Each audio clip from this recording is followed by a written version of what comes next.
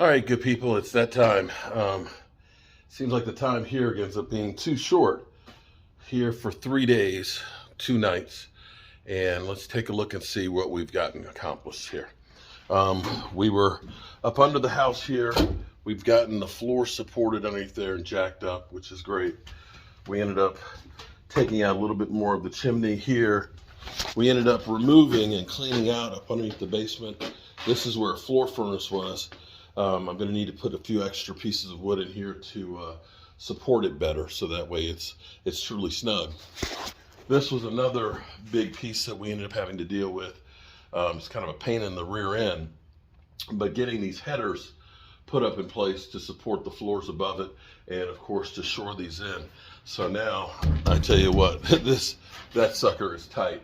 I am going to put in a couple of extra 2x8s in here for extra support. There's a little bit of a bounce into it because it's just so long that they're expanded.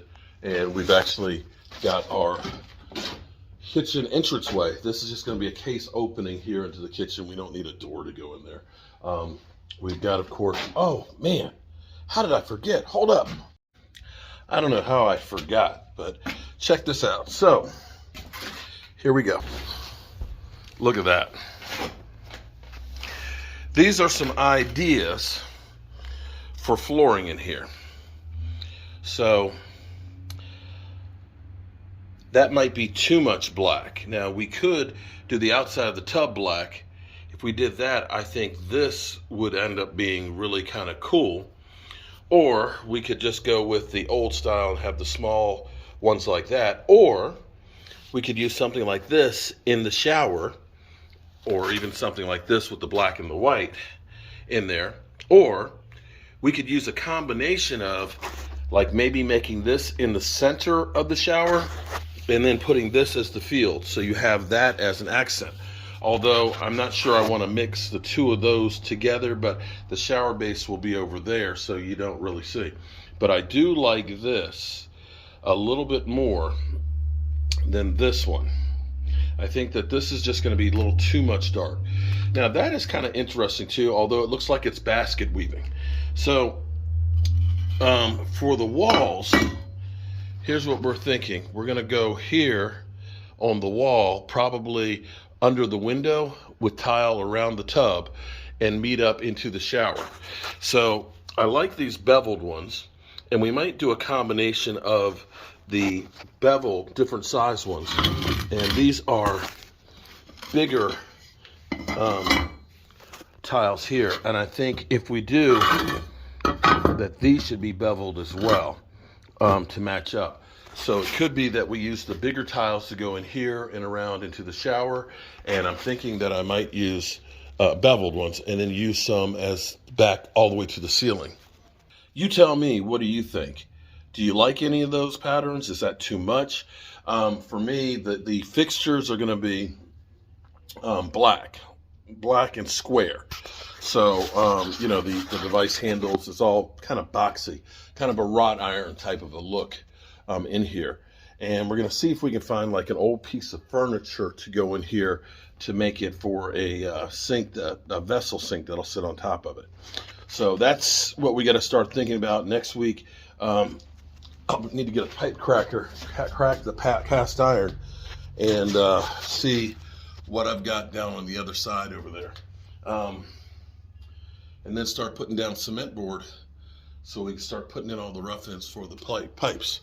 So that definitely, oh man, look at that. Look at that. Oh man, that's definitely going to make this look good. I really like, I'm like this one. Now, I'm going to see which one my wife likes, but that one I think with the tub will be gorgeous. Okay, so what else did we get done? Whew. Well, we of course now have lights everywhere that work on this level, except for the front room.